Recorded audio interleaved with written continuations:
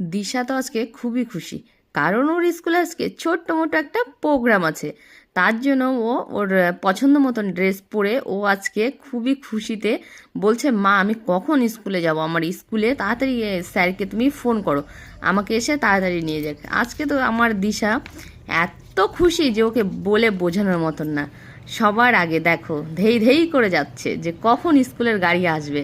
আগে থেকেই বলছে যে মা রাস্তায় চলো, রাস্তায় যেয়ে আমরা দাঁড়িয়ে থাকি কখন গাড়ি আসবে।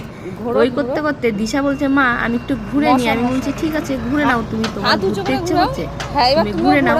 তারপরে বলছে মা আমার না খুব লাফাতে ইচ্ছে হচ্ছে। আমি বলছি তাহলে লাফাও। লাফাতে লাফাতে ওর মশা বসে রক্ত খেয়ে কপালে লাল হয়ে গেছে। এর মধ্যে ও ঘুরছে ঘুরছে খেলা করতে করতে ওদের স্কুলের গাড়ি চলে আসে। আর গাড়িতে উঠে ও চলে গেল স্কুলে। আমি ওকে টাটা করে বাড়িতে আমি চলে আসলাম। ওর তো